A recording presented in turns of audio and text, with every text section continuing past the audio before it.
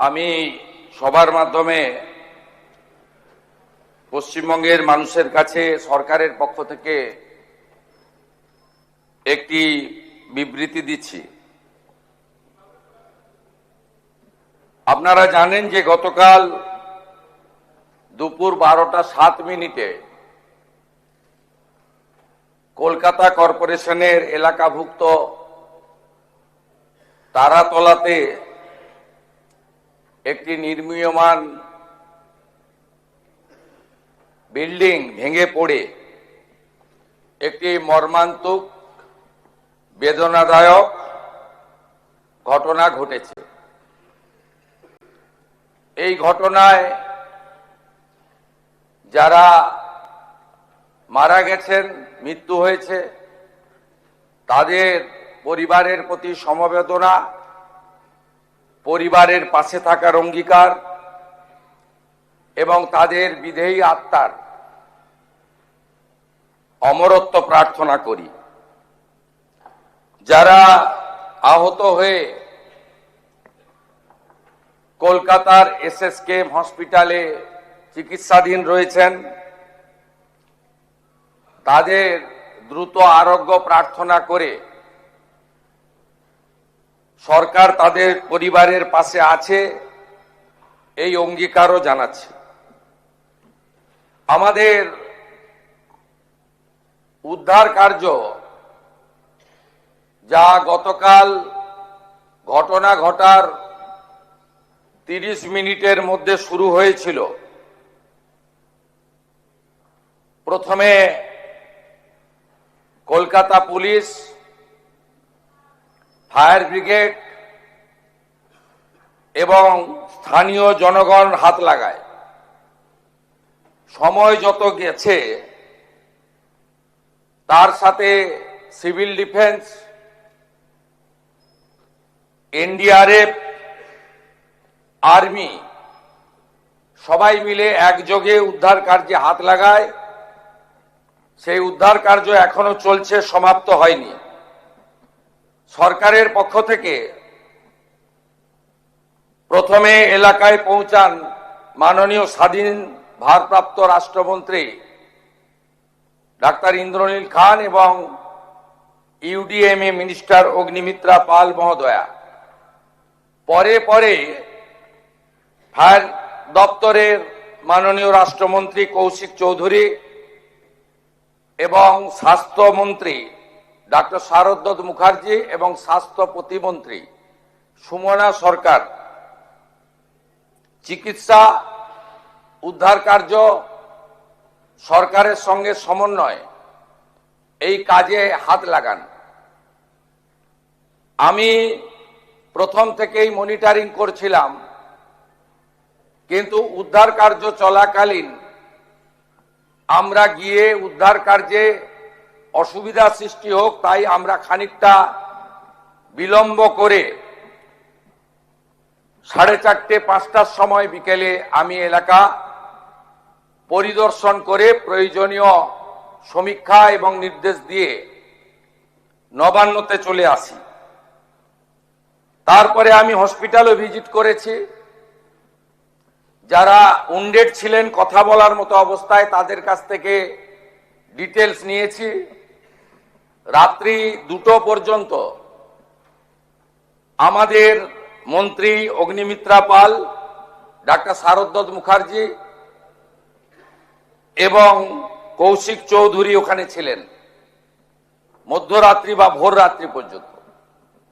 মুখ্য সচিব মনোজ আগরওয়াল, স্বরাষ্ট্র সচিব সংঘমিত্রা ঘোষ এবং কলকাতা পুলিশের নগরপাল, KMC কমিশনার, ফায়ারের প্রিন্সিপাল সেক্রেটারি যিনি UDM-এরও অলসো, সিভিল ডিফেন্সের প্রিন্সিপাল সেক্রেটারি রাজেশ সিনহা এবং ADG র্যাঙ্কের পদমর্যাদার আধিকারিক সাউথ 24-এর DM, তারা ভোর 3টে পর্যন্ত স্পটে ছিলেন। এখন অবধি মোট 29 জনকে উদ্ধার করা গেছে, যার মধ্যে 9 জনকে মৃত ঘোষণা করা হয়েছে। 5 জনের পোস্টমর্টম করে দেহ পরিবারকে হস্তান্তর করা হয়েছে, বাকি 4টি আন্ডার প্রসেস। 20 জন চিকিৎসাধীন রয়েছে, তার মধ্যে আউট অফ ডেঞ্জার অর্থাৎ স্টেবল রয়েছেন 15, গুরুতর রয়েছেন 4, আর একটু আশঙ্কাজনক আছেন আরো 1। এই জায়গায় আমাদের উদ্ধার কার্য যারা করছেন এনডিআরএফ এবং আর্মির লোকেরা আরো কয়েকজনের সংখ্যা অল্প হলেও থাকার কথা একটু আগে আমাদের জানিয়েছেন। আমরা চিকিৎসার দায়িত্ব নিচ্ছি এবং আমরা ঘোষণা করছি রাজ্য সরকারের পক্ষ থেকে মৃতদের পরিবারকে আবারও বলি, অর্থ দিয়ে মৃত্যুর ক্ষতিপূরণ হয় না, এটা স্বীকার করেও দায়িত্বশীল সরকার তার দায়িত্ব পালনের জন্য অঙ্গীকারবদ্ধ। 10 লক্ষ টাকা করে আমরা মৃত পরিবারকে আমরা আর্থিক সাহায্য এবং গুরুতর আহতদেরকে 1 লক্ষ, আহতদের সকলকে 1 লক্ষ টাকা করে আমরা ক্ষতিপূরণ দেওয়ার ঘোষণা করছি। এই যে মাননীয় চিফ হুইপ অপোজিশন, আমি বলার আগে উঠে পড়েছিলেন, সম্মানীয় আখরুজ্জামান সাহেব, আপনি একটু কেয়ারফুলি শুনুন যে কটা লোক আছেন আপনারা। এই বিল্ডিং প্ল্যানটা জানুয়ারি মাসের 17 তারিখ 26-এ আপনারা দিয়েছেন। এখানে সব বের করেছি আমরা। আপনাদের পাপের ফল, সব জায়গায় টাকা নিতে নিতে এই সিটি অফ জয়কে এবং বৃহত্তর কলকাতাকে মৃত্যু পুরুতে আপনারা পরিণত করেছেন। একাধিক ইনসিডেন্ট, গার্ডেন রিচ থেকে শুরু করে শিক্ষা নেননি, সংশোধন করেননি, কোন উদ্ধার কার্যে এনডিআরএফ এবং আর্মিকে কোনোদিন ডাকেননি। গার্ডেন রিচের ধ্বংসস্তূপে আপনার জেলা মুর্শিদাবাদের যারা হাত খুলে মমতা ব্যানার্জিকে ভোট দেয় মুসলিম, তাদের 14 জন চাপা পড়ে মারা গেছিল, একজনকে উদ্ধার করতে পারেননি আপনারা জীবিত। আমরা এটা নিয়ে রাজনীতি করব না, কিন্তু কি করেছেন আপনারা, একটাকেও তো ছাড়ার কোনো সিন নেই। আপনার প্রাক্তন মেয়রের সই আছে, এতে কাউকে ছাড়া হবে না। আপনার ইঞ্জিনিয়ার যাদের নাম আছে, it is found that Sri Aminur Sheikh, Sub Assistant Engineer, Sri Nirmalendu Sardar, Assistant Engineer, Sri Ranjan Das, Executive Engineer, has not discharged their duties and responsibilities in respect of the in-state premises. আমরা পুরো fact finding বের করেছি, কোনো ছাড়াছাড়ির scene নেই। আমরা এখনো পর্যন্ত 5টাকে arrest করেছি। গুলজার হোসেন, সুপারভাইজার অফ আসগর,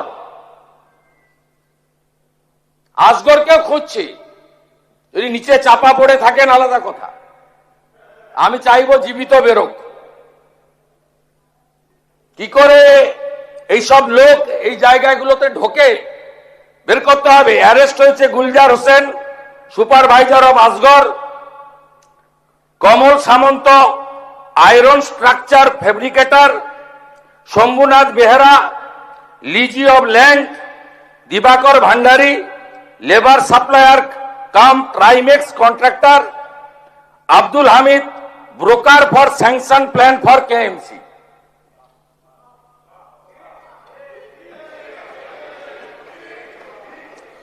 আপনার কেএমসিতে কি হয়েছে আমরা জানি না, আপনার কালিকে তুললে সব বেরিয়ে যাবে।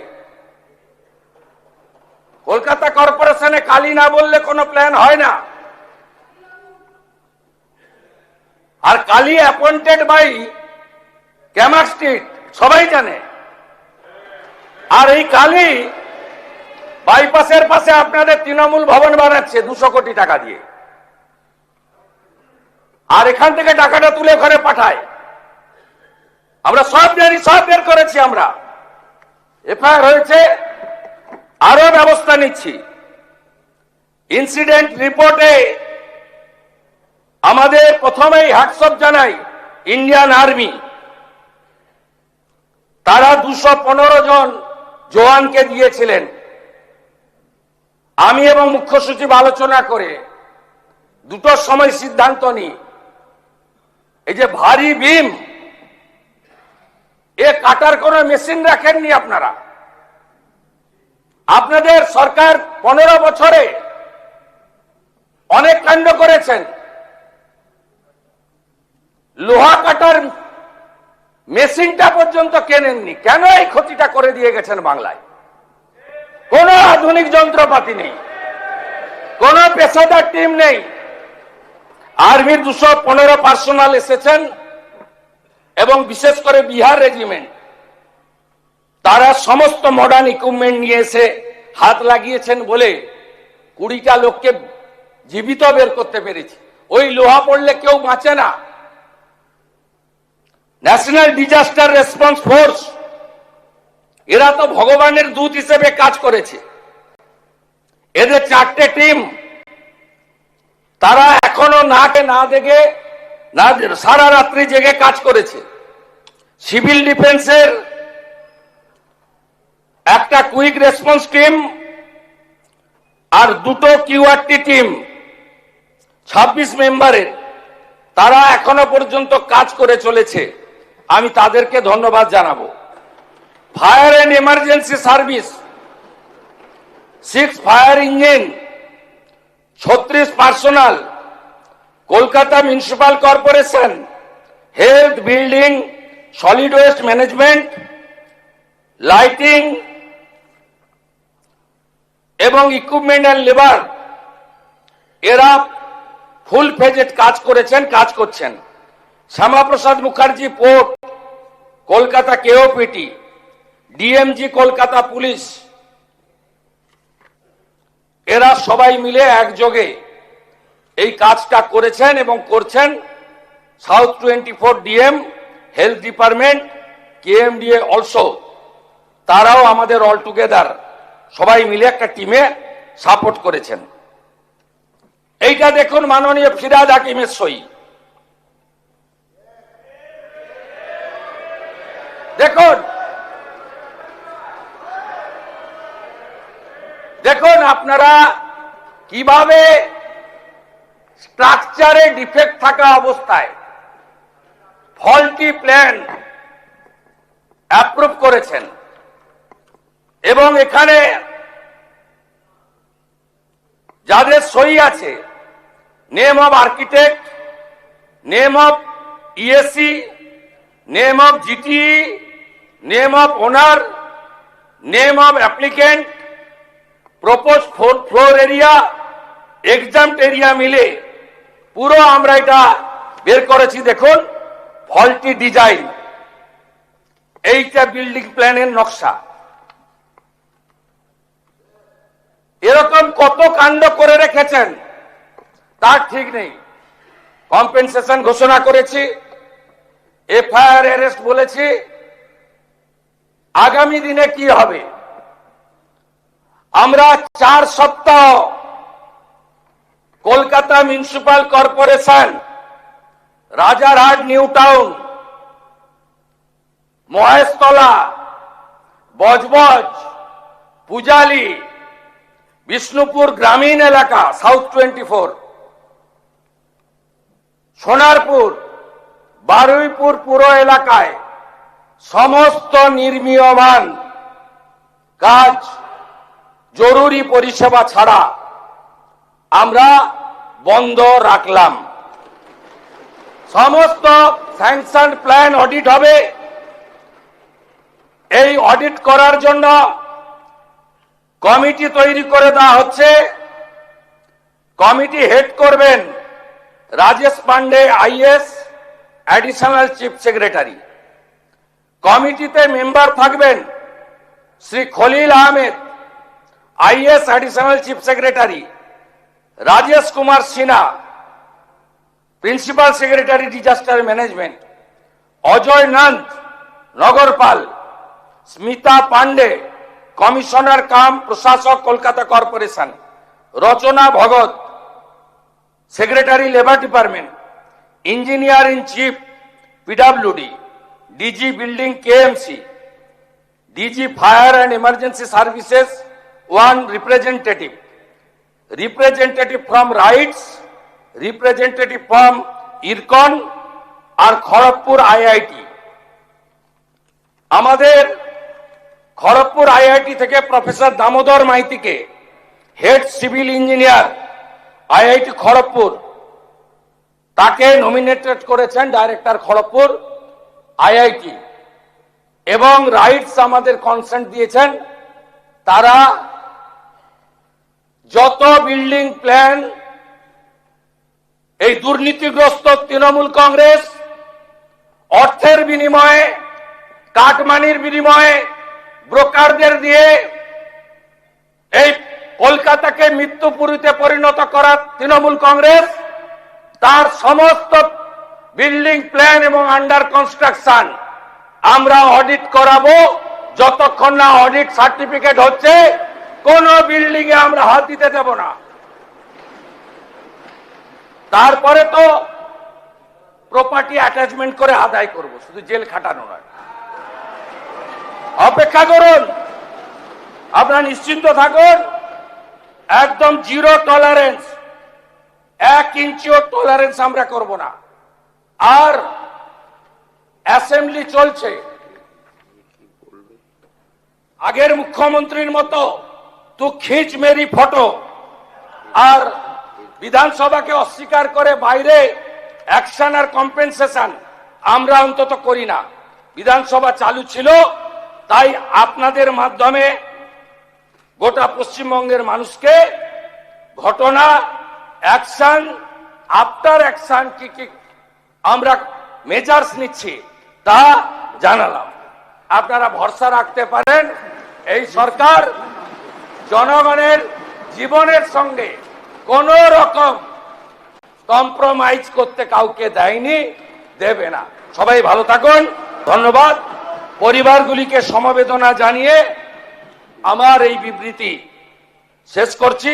অধ্যক্ষ মহোদয়কে ধন্যবাদ, তিনি আমাকে বলার সুযোগ করে দিয়েছেন।